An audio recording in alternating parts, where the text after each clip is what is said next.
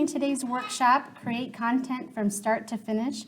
My name is Jordan Neal, and I am the Adult Services Manager here at the library. I just wanted to briefly mention that if you're interested in starting or growing your business or your nonprofit, the library has a variety of resources to help you. So we have our information here on the back table. I have my business card available, so feel free to connect with me. I know some of you are already talking with me, so I look forward to connecting with more of you. So without further ado, I'd like to welcome Susan Muirhead, the Director at the Hub for Brand Innovation and Advertising Technology, who will be introducing our presenter for this evening. So please join me in welcoming Susan Muirhead.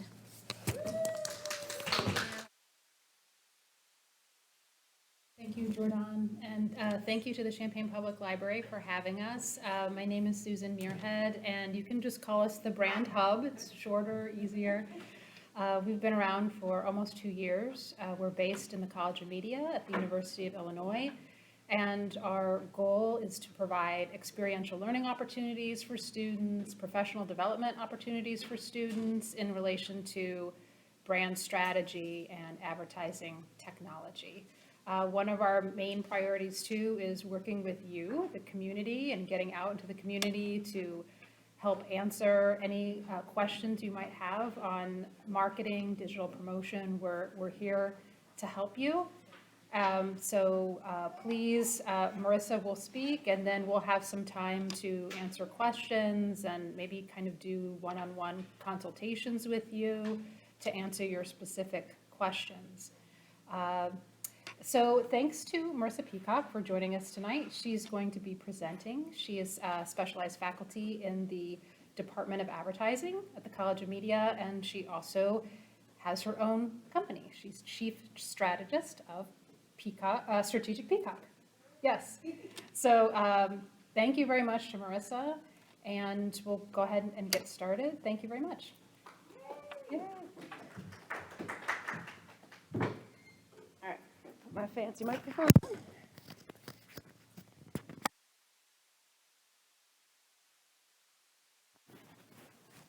All right. Can everyone hear me? All righty. All right, cool. Well, I'm so glad that you came out tonight. This is so exciting. So I have a variety of things to talk about, from iPhone basics to Canva basics to copywriting to measuring success in social media. But before we start, let's just get a hands up. How many of you have your own business? Woohoo! All right. Consider yourself to be your own brand or influencer. All right, cool. What are you struggling with today? Shout out some issues. What's your biggest? Yeah, I know, right? I agree. It's hard. How many of you are comfortable creating content? Ish, okay. And what platforms are we creating content on? Instagram? Okay. Facebook. TikTok, love it. All right. For now. Anyone doing anything with like YouTube Shorts or anything like that? All right, cool. So do you know how to convey your message? That's the hardest part. Yeah, okay, great. Let's get it all out. So everything that you are dealing with, you're not alone. So I work in my consulting work with businesses, nonprofits, small businesses, large businesses, and they all have the same issues. They're all struggling to create content. They're all trying to figure out how do they connect with their audiences on a variety of different platforms. They're trying to figure out if what they're doing is working, right? That's the hardest part. We want to know what is the fruits of our labor, right? If this is because it's time consuming, right? How many hours a week would you say that you spend managing social media and creating content for social media? Too much. Exactly. And so I think sometimes that's the frustrating thing when we talk about social media is we sort of maybe feel like we're chasing a car, right? We're chasing our own tail. We don't know what we're doing, and we don't know if what we're doing is working. So maybe we're wasting a lot of time and energy just trying to, come up with new things. And I'm here to tell you, let's work smarter, not harder. Let's that work for us in our routine so that it sort of becomes integrated into our workflow. Because when we think of what we're doing as homework, and we think of what we're doing as something we'll do when we have more time, guess what? We don't do it. So if we find things that excite us, that invigorate us, that make us want to do this, it doesn't really become work. It becomes part of what we do to run our business, to have influence, to sell our wares, and to influence the people around us. So I'm here to put the social back in social media. And so let's just go through some of this content here. And again, don't be shy if you have questions along the way. If something doesn't make sense to you, just stop, raise your hand, and we'll work through it together. Awesome. So on the agenda was how to take a better photo or video using a smartphone. So how many of you have a smartphone? And is this your primary source of posting to social media? Maybe like half desktop, half phone. Okay, great. So I have two areas of the iPhone or the smartphone that we want to talk about. So there's composition. So the composition is sort of the artistic flair of your photos or videos. And that does matter, right? Because what you're putting out there, you want people to be receptive to. You want it to look good. You want it to resonate with your audience, have an emotional connection. Convey your message maybe through actions, not necessarily words. And then there's the technical aspects of it, right? How many of us actually know how to use a variety or, a lot of the things that this phone can do? Maybe it's about 20%. We know how to play games on it. We know how to send email. Maybe we know how to take a selfie. But when we are forced to sort of go outside of our comfort zone, we don't really like to do things that we don't know how to do, right? We're like, oh, we'll figure it out later, or we'll find some 12-year-old to tell us how to do it, right? So, but you can be that person. And so again, I'm giving you freedom to experiment. So if someone says, why are you all on your phone all the time? You can be like, no, I'm trying to experiment. I'm trying to innovate. I'm trying to get better at this thing that's going to help me create content and connect with people. So I have a variety of tips and tricks, nothing too serious, that sort of speak to both the composition and technical aspects. So just real quickly, mix it up, right? We know when we go through our own feeds the type of photos and videos that we respond to, something different, right? So maybe we're looking at something from a different perspective. Maybe we're top down, bottom up, from the side, right? So let's just get creative with how we showcase stuff. If you have a product, don't just show it, experience it. And that would be my microphone. Sorry. So yes. So okay. Hopefully the magnet is strong enough now. Okay. So experiment with your perspective. Show something in the 360. Show it from the top down. How many artists do we have? Do we have any artists in the room? What's your art? Okay. Same. All right. So how are you showcasing your artwork? Is it just the finished product? Are you showing the process and how it unfolds?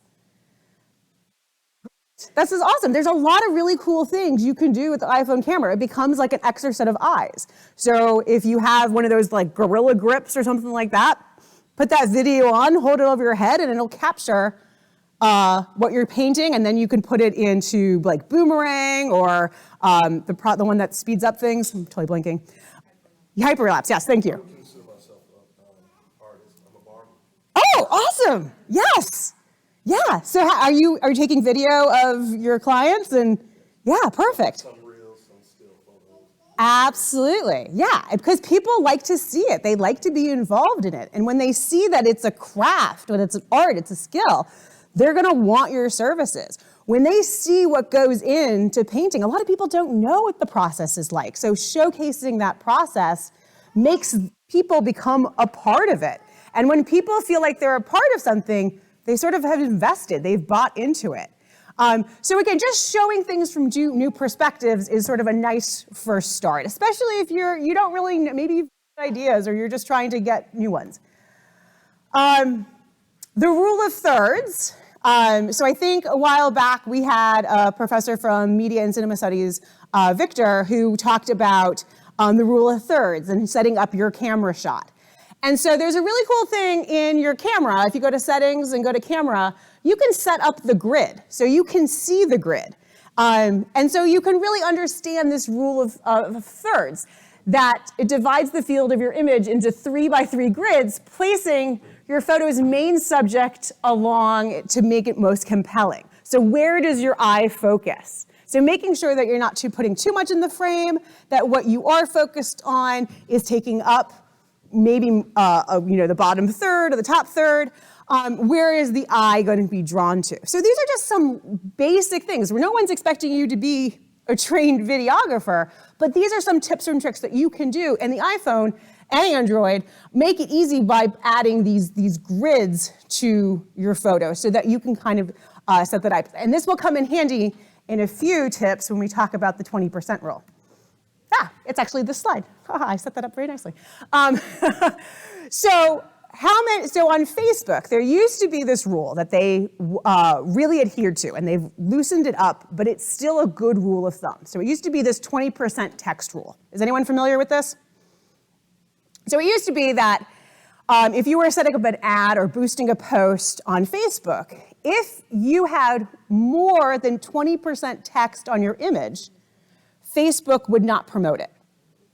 And because it makes it hard to read. Now, if we think about keeping it simple in many different formats, most people are probably media content on a phone or a mobile device. So you have a smaller screen.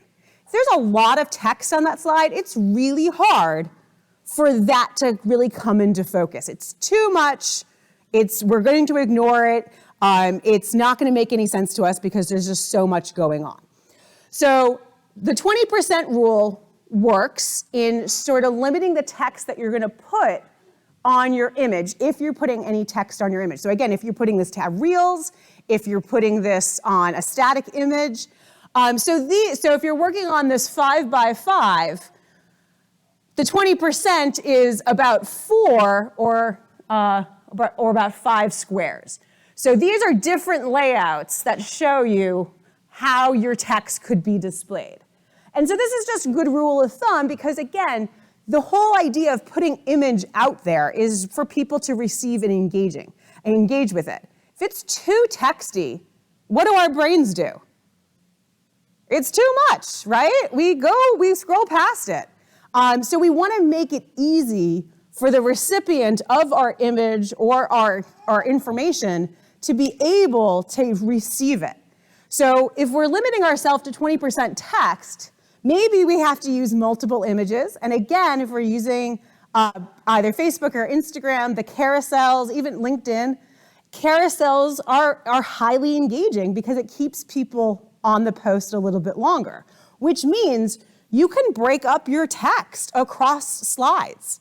Because again, you're sort of telling this story. Hey, on this day, this person's going to be speaking. Next slide. Here are the topics that she'll be speaking on. Next slide. Here's how you can register. There's a difference between spreading that out on 2 or 3 slides than cramming it all into one. So again, think of your end user, keeping it simple, thinking of how is this going to look on a small screen? How are people going to interact with it? Is it going to be easy to recall this information? Portrait mode. Yeah. So portrait mode is one of the big key features of the new iPhone. And it's really subtle, and you might not notice it if you're not familiar with it. Does anyone know what's the difference between portrait mode and non-portrait mode? It kind of blurs the background just a little bit and puts like a little bit of brighter. Yeah, exactly. So again, maybe if you're using hedges behind you, it doesn't have that much of an impact. But if there's a lot of stuff going on behind you, it can kind of take it out of focus. So you're really just focusing on the person. And again, this is great for when you're highlighting your staff, doing customer testimonials, anything where you're trying to put the focus on people. Something very subtle like this can have a really big impact. It catches people's attention. It accentuates what you want them to focus on. So again, just knowing how to use some of the settings on your phone, and just again, experiment, play around with it, see if people do engage with it in different ways. And that's sort of the beauty of these things, is that it's putting a lot of this really cool technology in the palm of our hands for us to experiment with it. What happens if you use a filter? What happens if you remove the background? So again, you have a very powerful tool in your hands. Use it, try to explore and understand how some of these elements can help you take a better picture or enhance the photo that you've taken. The camera timer. This is my favorite tool. It's so easy. I've always wondered for a long time, like, how do people just have really long arms? Like, is that how they're able to take these great selfies? Right? It's the timer feature. You prop that stuff on a book or put it on your Gorilla Grip or your iPhone stand. And now you don't have to, press it and then run back real quickly, right? So we can put that timer on. It's great if you're, again, taking pictures of stationary objects. It might not work so well if you're trying to get things in motion. We can't always time those correctly. But this can be to take those flattering selfies and not have to contort yourself into weird positions. So again, using this technology, just using the simplest of things can kind of simplify things. Because again, when you're trying to set up that great shot or that great video, you'll realize that 15 minutes, 20 minutes can go by very quickly. So maximizing your time and energy will work to your advantage, even if it's something as simple as just setting a timer. Know the sizes for media, for different social media, especially when video is concerned. So it used to be, only just a couple of years ago, that we were like, no, it's a horizontal video. How dare you? Don't take it vertically. Now everything is vertical. If you're trying to do a YouTube short or reel, TikTok, everything is shot on the vertical. But sizes are going to be different. So now Instagram is doing this thing where it turns all videos into reels. And so you might have a horizontal video, and then it will show up on your reel and look a little distorted. As well, we know that Instagram was really trying to hype reels. They're trying to compete with TikTok. And so their algorithm favors reels, and they're going to work hard, it's going to be easier to get your reels in front of people organically, but only if they look good. The algorithm is favoring videos that display vertically. If you do have a lot of horizontal videos, you can take up that space by either trying to stretch it a little bit or by adding text or images or GIFs onto it, so it kind of looks like more of a vertical position. But again, knowing this, so if you're putting on a long form YouTube video, shoot that horizontally. But if there's any chance that that's going to be cut down into 20-second, 30-second videos, you may want to reshoot it on the vertical. Make your life easier. And as we'll talk about in a second, Canva is a great tool that can help you reposition a lot of this. So again, working smarter, not harder. Yes? I was able to take a horizontal video on my phone and through Instagram.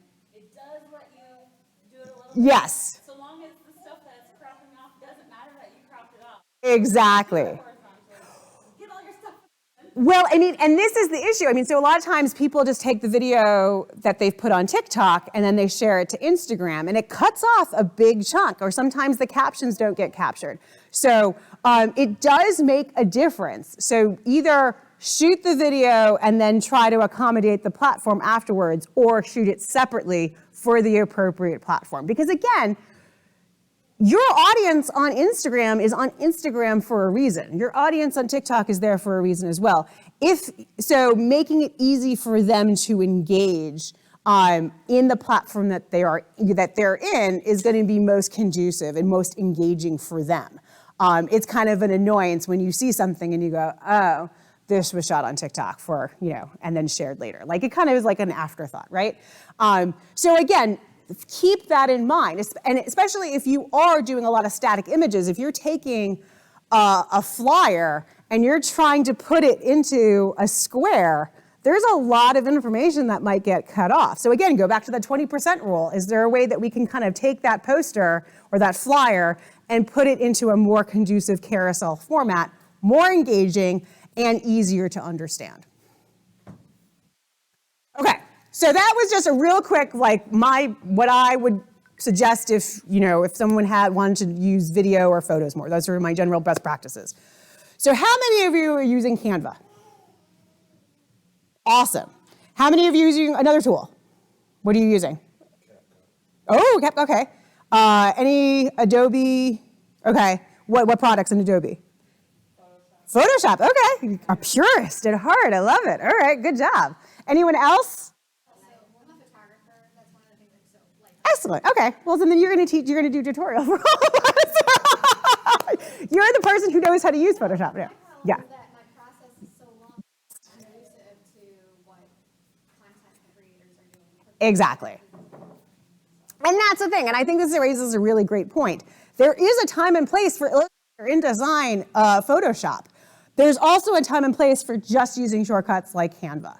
And again, if it's template-based, if you're modifying, if you're using filters, and it really is a kind of an expedited route to Facebook, Canva does the trick.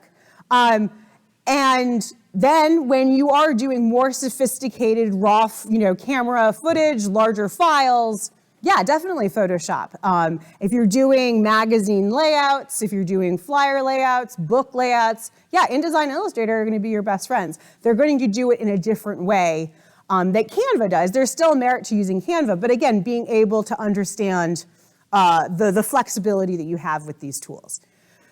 So Canva makes the things that I love Canva for is that it's very easy to collaborate. I can have a team working on one image together. We can leave comments for each other. Cuts down on email.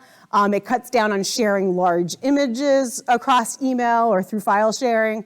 And again, Canva has developed, has evolved very nicely to accommodate a large variety of outputs.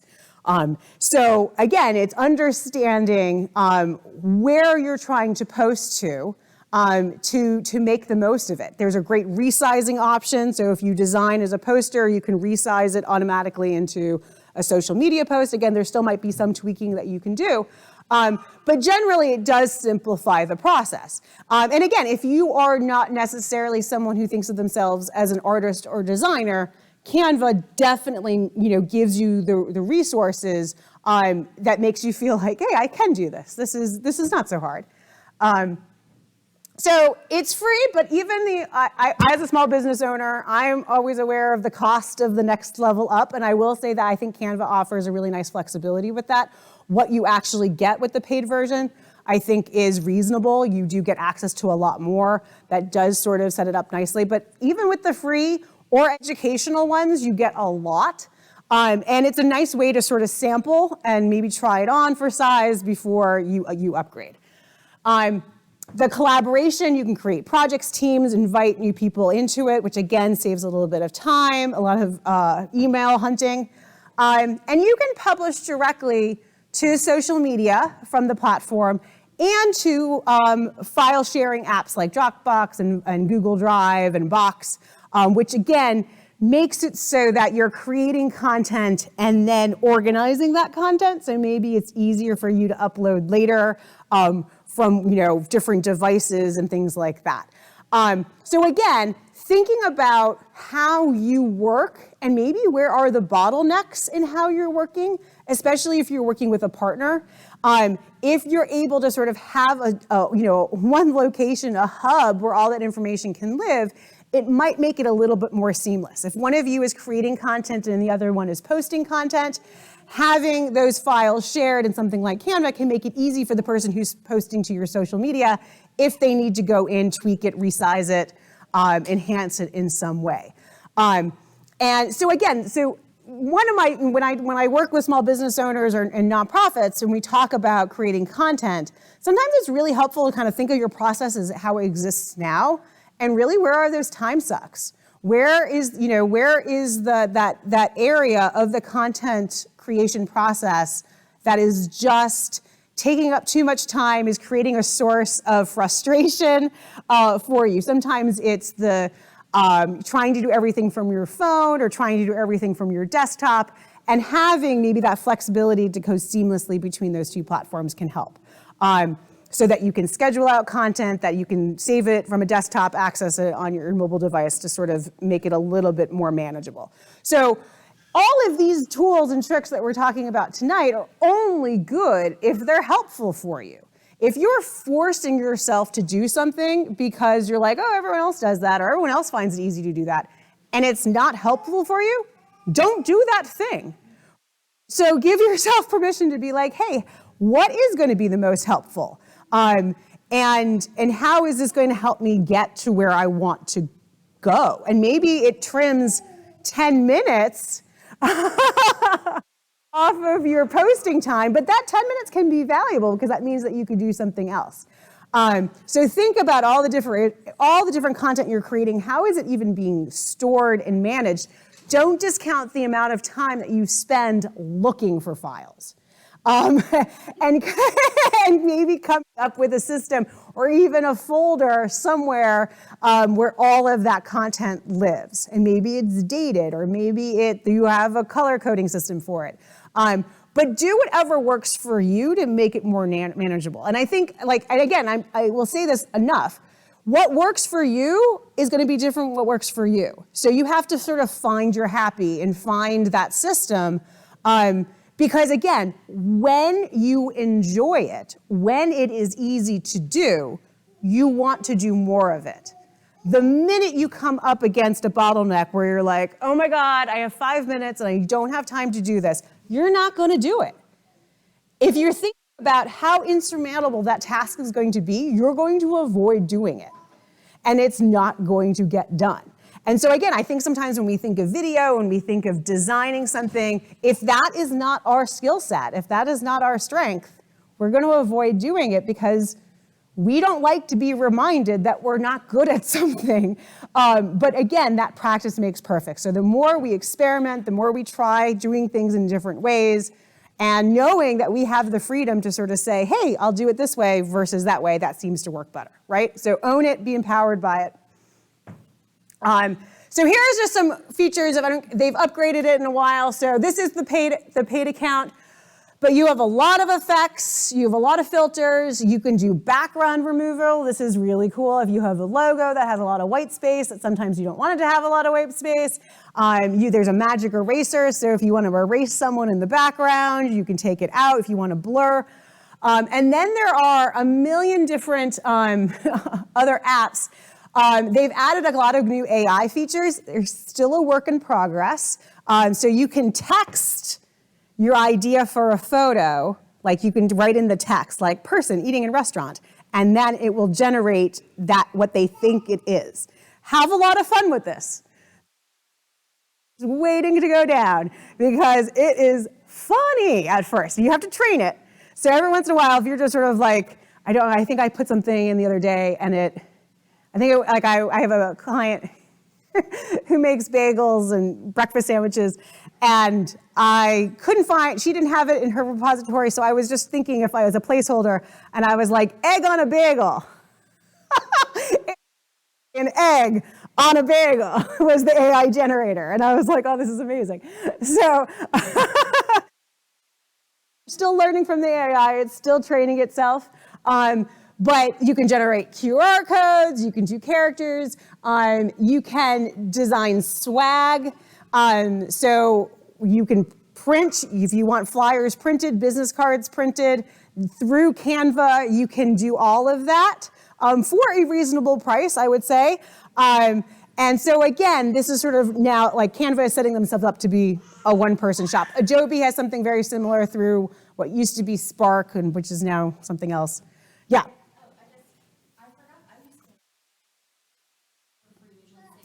Yes, exactly. Yeah, they do make it really easy. And they do have a really responsive team. I will say the customer service is good too. So again, find the tool that works for you. We're just talking about Canva tonight, which doesn't mean that this is the best tool out there. It's just a tool if this suits your needs. Okay, so when you've created your content and now it's time to post it, how many of you know what to say? And what do we struggle with? Are we trying to be witty? Are we trying to be succinct? Are we trying to be engaging? Are we trying to leverage algorithms? All of the above. Okay, well, you've come to the right place. So for your captions and copy, in most times, again, there are caveats to this, and we are seeing different forays into more longer text associated with social media posts. Right now, whatever is going on Twitter, some accounts can have, lots of text available to it. Some Instagram captions will, be very thoughtful and will give a lot of text. Sometimes that is appropriate, right? Thinking about where your person is when they're engaging with this and how much attention span they have to give it. It doesn't mean that they always want to read a very thoughtful entry. Sometimes they just want to be entertained, amused, get the gist of what you're trying to communicate.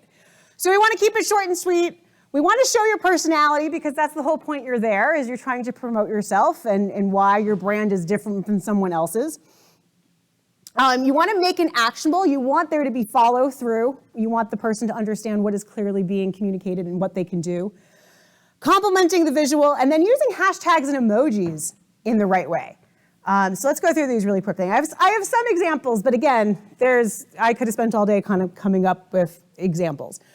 So short and sweet, again, think of how people are going through your feeds. What are you trying to communicate? Sometimes a photo and a really short basic comment does all the legwork that you need it to do. So in this case, this is a company called Casper. They make beds and pillows, the type that can be delivered to you in a big, nice box, and then it just inflates in front of you. And so they make pillows. So you can order pillows. So they have a photo of a pillow, and because this is Instagram, you can click on it and maybe buy it or see more about the product. And they could have written an entire paragraph about how their pillows are hypoallergenic and they're the softest and the most comfortable and blah, blah, blah. But instead they said, hey, it's that good fluff stuff and a little picture of a cloud. Okay, that summarizes it. If I'm scrolling through, I understand exactly what they're trying to communicate to me. And maybe it's cute, smart, and witty, and so then maybe that endears me a little bit more to them because they're having fun. They're not taking themselves too seriously, and they're short and sweet. Show our personality.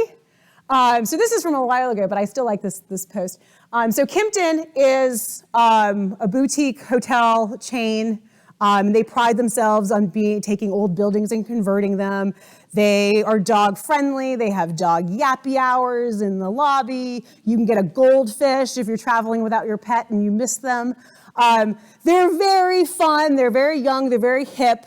And they want it as such. And so in this, is this Insta? Yeah, it's Twitter. This is Twitter. It's officially official. We're headed to Houston. We hope you'll join us to explore the city from its sky-high history to these modern-day treasures found in theaters, galleries, and globally inspired restaurants. Table for two, please. So it's informative, but it's casual. It's not they're not being too sophisticated. They're not being too serious. It connects exactly what they're wanting to say. Hey, we got this new hotel. It's in Houston. There are a lot of fun things there. Sign us up. Right? So there's a call to action, there's a link to a blog, there's a captivating photo. So again, it's showing off their personality. If their brand is there to communicate fun and excitement, in a casual environment, they're matching that with their words. If this was the Ritz-Carlton, if this was, the Hilton, they might have done it in a different way. They would have shown off what their characteristics and attributes that they value most. So let your personality shine through. How you would say it to a friend, that's how you should write it for social media. And again, your audience is savvy.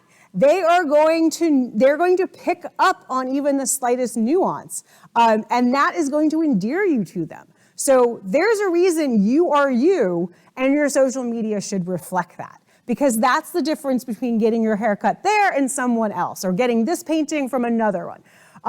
You want to show off your flair. And so again, I always liken social media to actually being in a room with people.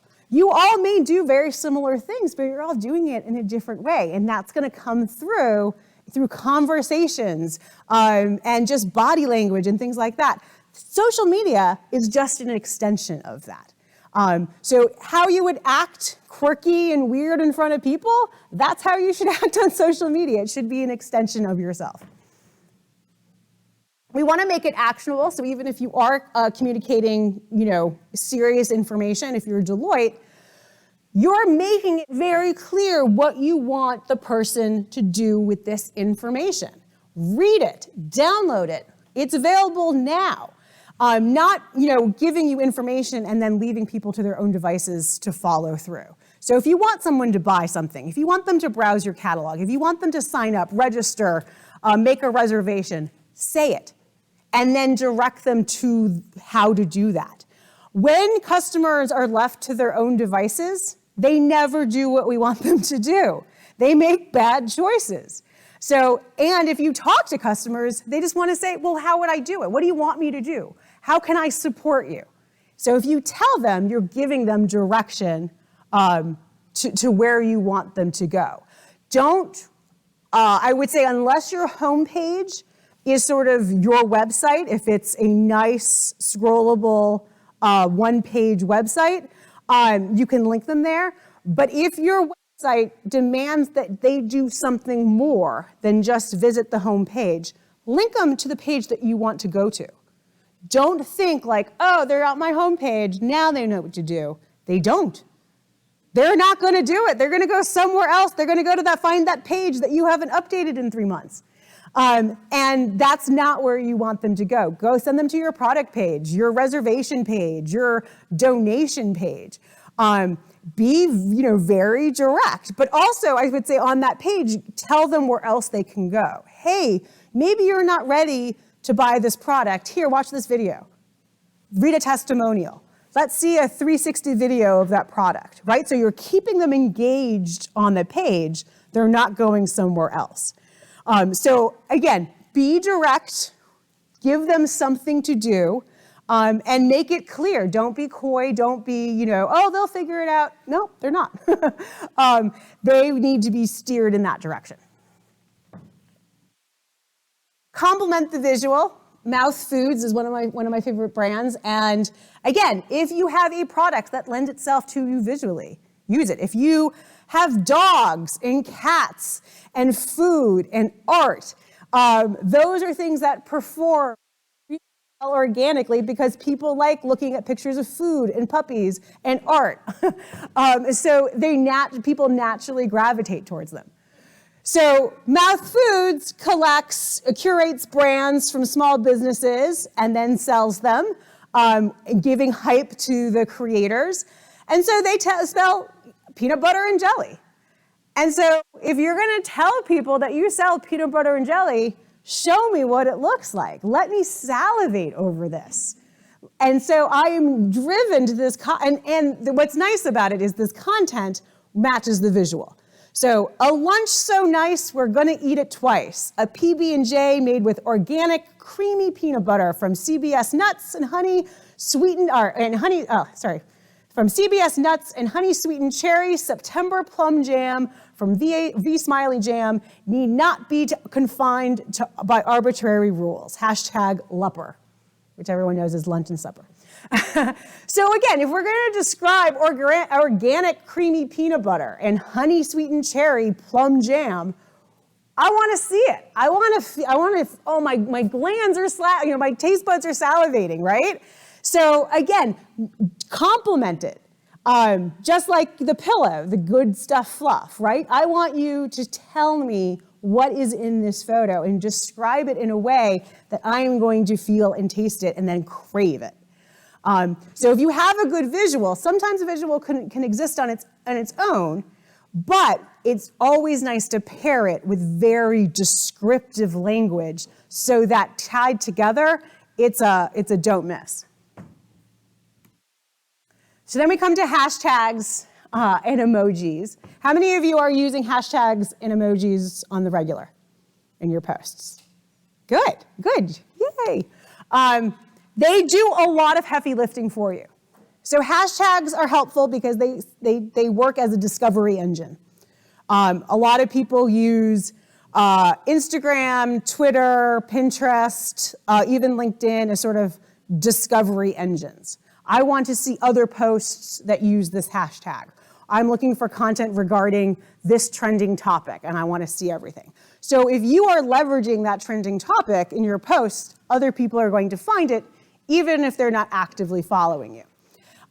So again, we want to use descriptive words that people are actually going to search for. So depending on your product, it could be a very basic word, or for others, it's going to be more contextually based. So I might be looking for a couch, but I might be looking for a small space couch, or a leather couch, or a futon, right? So those are all great descriptors for what I have to offer, but different types of audiences are going to be searching for that. So again, we want to kind of understand what are the words our target customers are associating with that product, and how would they be looking at it. Maybe the contextual cues, any descriptives. So is it a couch or is it a blue couch? Is it, apartment living, or is it, summer house living, right? Those are two different styles of wares, of interior designs. So we want to make sure that we're using appropriate hashtags. General rule, so every platform sort of has its own hashtag system.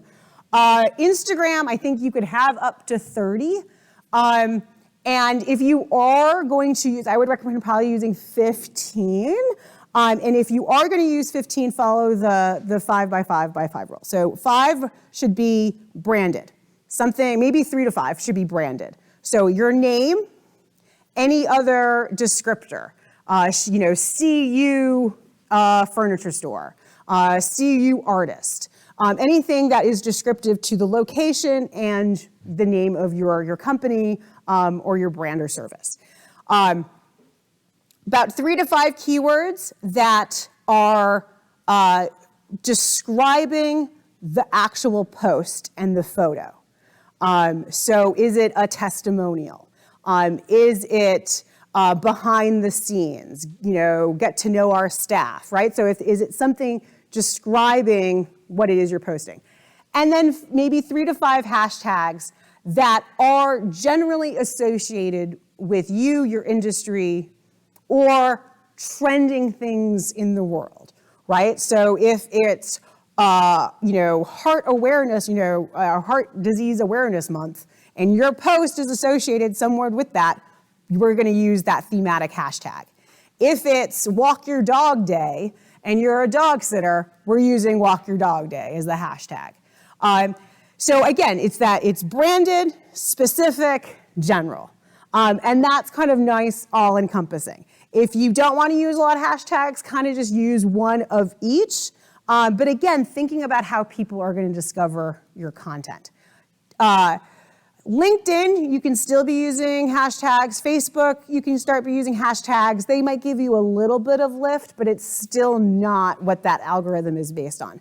TikTok, kind of all bets are off. So hashtags are great, and it will help, but they don't necessarily have to be associated with your content. You can really leverage trending topics. So that's why you might see a video talking about, deals or shopping, and it's using the hashtag like Doritos challenge, right? It has nothing to do with the Doritos challenge, but if that's an actively trending topic, why not? And so again, it will kind of pick up that traffic. So on TikTok, it's helpful to sort of see what other people are using in their content, maybe leveraging it, sort of using other sort of contests, leveraging hashtags, just to sort of mix it up and amplify it as much as you can. Yeah. Is it okay to use those same as branded hashtags in every photo, or does that delay your? No, what it does, so hashtags are a part of the algorithm.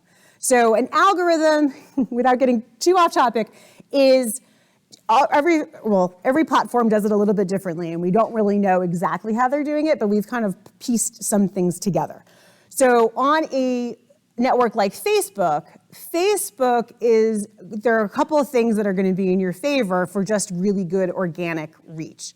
Are you keeping the person on the page? So this is why if you're linking out to your blog and your blog isn't very well known, Facebook is not going to work hard for people to see that because your intent is to take them away from Facebook. So if you upload a video, if you upload a photo, if it's text-based and there's emojis or a hashtag associated with it, those are all easy things that keep the person on Facebook's platform. So that is content that organically is going to naturally go to the top of your feed and other people's feed. The caveats are that if you're linking out to very influential content, so if you're linking to New York Times or a Forbes article or something that Facebook wants to be seen as an influencer of, so they can say, hey, look, all of our Facebook users drive traffic to the New York Times on regular. That's very positive for Facebook, and they want to be seen as a driver for it. So there are some caveats.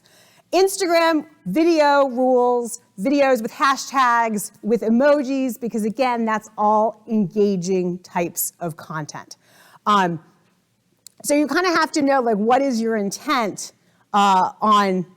so for education-based, awareness-based content, you can do that pretty successfully by just leveraging hashtags and emojis and organic uploaded content to the site, because that all has the aim of keeping you on that platform for longer, which is what they want.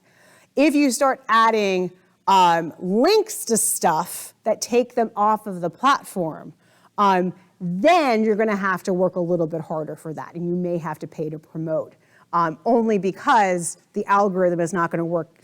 It's hard for you to get people to take them off the platform. Does that make sense? Okay. So these are just, and it's funny, emojis, there was a study recently that was like, just including 1 or 2 emojis can organically lift your content. The algorithm likes emojis. So again, using them strategically, and again, you can have a lot of fun with it. So again, this Warby Parker post, they sell sunglasses and eyewear, and so there is just, smiley face, sunglass face. When we're talking about a more serious company like 3M, they're using emojis to direct people to places. So again, still using emojis, still effective, but they're actually there to assist in reading the content. Whole Foods, mark your calendars, calendar emoji. 12 Days of Cheese is back and it starts next week. Smiley, I think it's like the kiss face. Which one are you most excited to try? So again, nice image, cute caption, supplemented by some hashtags and emojis. These posts are going to perform pretty well organically. So again, short and sweet. You don't have to overdo it with emojis. You don't have to overdo it with hashtags, but be strategic, be deliberate. And again, test. This is where to experiment with. I had a client who I was encouraging to try to use emojis more, and as a result of doing it on a consistent basis, he was like, wow, my posts are being seen by a lot more. And we're like, okay, so use emojis, right? So again, just kind of test it to sort of see what gets a little bit of lift. Keep doing the things that lift it, don't do the things that don't.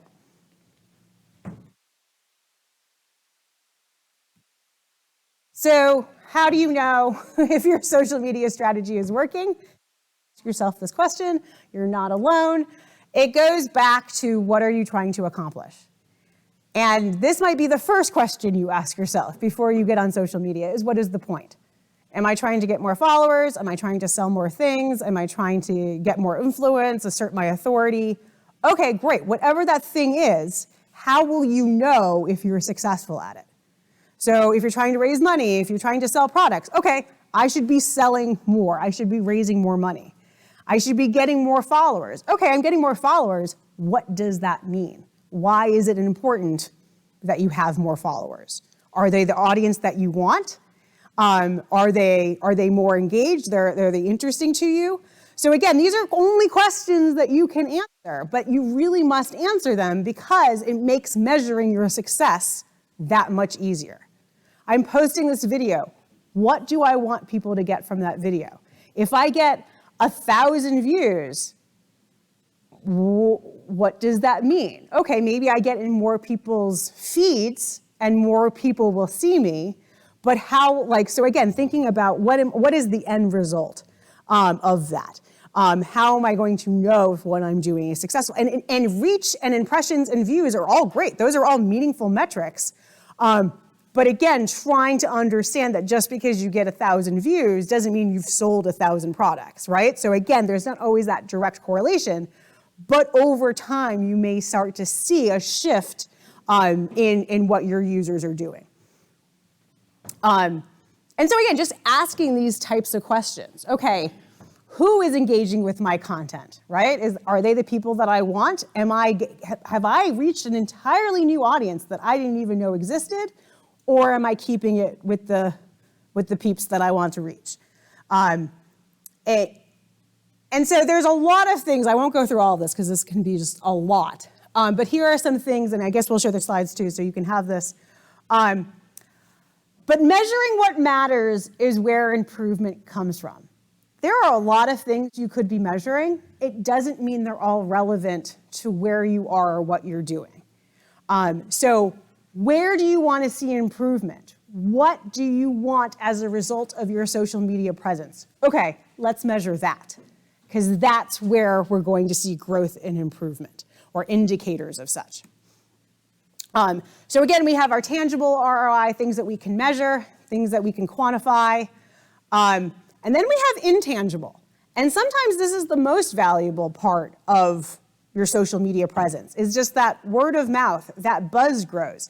If you're getting phone calls about what your prices are, or your availability, or what kind of styles you do, that's a lot of time and energy.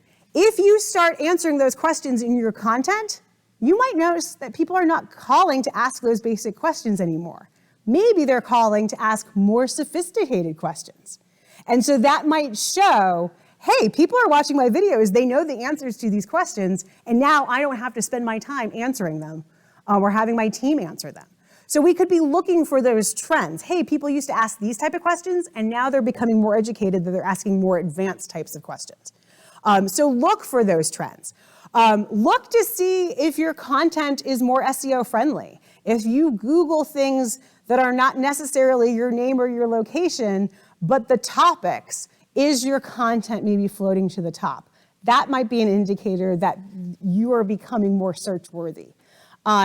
Same with sharing, people sharing your content. You can measure that, but are they stitching your videos? Are they duetting with you? Are they sharing it and promoting it to their friends and family, right? Though that might be an amplification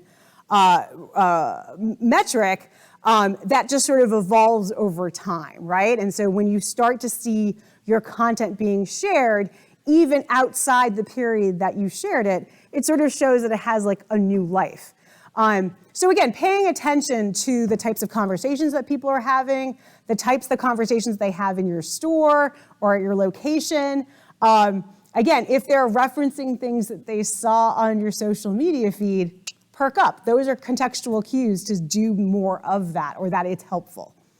Added value.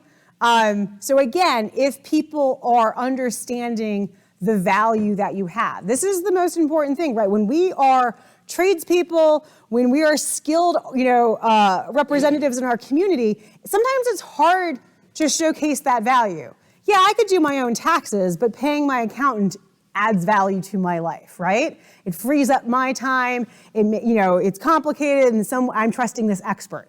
Reason why people have a trusted barber or a influencer or a CPA or an accountant or a hairstylist or a florist, a baker, is because they understand what that value is. They understand that it's important. So it's your job to sort of connect that value to the user. Yeah, anyway, you can bake cookies at home. They're never going to be as good as the ones that are made in my bakery, right? So again, you're attaching this value to it. And over time, you might see that people start associating that value by themselves. You no longer have to showcase it. It's just demonstrated for them. So that intangible value might be that people appreciate your services more. They understand the care and energy that has gone into it because you're taking the time in your social media to show what that process is like. And so they understand that they're not just buying a cookie, they're buying love. They're buying your energy, your effort that goes into that cookie. But then most importantly, and I'll end with this, what is the most successful metric of your social media success is doing it. If it's not a chore, if it's still interesting to you. If at the end of the day, you're like, oh my God, I have another social media post, I just don't have it in me. Don't do it. It's not worth it. You're never going to get satisfaction out of it, right? So think about the process. Think about how you're working. Do the stuff that works, that you like doing. Don't do the stuff that you don't. And when you have a better understanding of what those are, one, you might be able to outsource that content more effectively, and it's going to add value, right? So this is a lot of times why people hire me to manage their social media, because they have a store to run. They didn't sign up to be a marketer or a social media manager, and so paying me is more valuable to them. It adds value to their life because they don't have to do the thing that they don't want to do. So again, find those moments of connection. There is no amount of social media that is going to make you enjoy it more if you don't enjoy it, right? So yes. I just wondered, is there any statistics on which social media network is best for like business as opposed to other? It depends on who your audience is and what you're trying to accomplish. So if you have maybe a B2B, business to business, LinkedIn might be the best part. If your business exists to hire great people, LinkedIn is where you want to be. It doesn't mean that you're talking about your products and selling your wares. It means that you're trying to make that cultural connection. You're trying to build that foundation of good people, good staff, good work ethic, and that's what you're selling, right? So if you do have a more skilled base service, anything that lets you sort of show it off so people can sort of experience. So anything video, visual is going to help enhance that. So again, your Instagram, maybe your Facebook, maybe your TikTok, your Pinterest, depending on level of activity. But again, thinking about your audience. Facebook is skewing older. Instagram is now college and 30 up to 30s, or maybe a little bit of the 40s. LinkedIn is sort of everyone, but different levels of life, stages. Pinterest it's diversified a lot, but it still skews female. It still skews suburban. Where Instagram skews urban and younger. So again, the perfect social media network is the one you like using, that you feel comfortable using, that you can leverage to the time and energy and resources that you have available, and meets the needs of your audience. So so that's the thing. There are going to be trade-offs, but don't make your life miserable. If you don't want to be on TikTok, don't be on TikTok, right?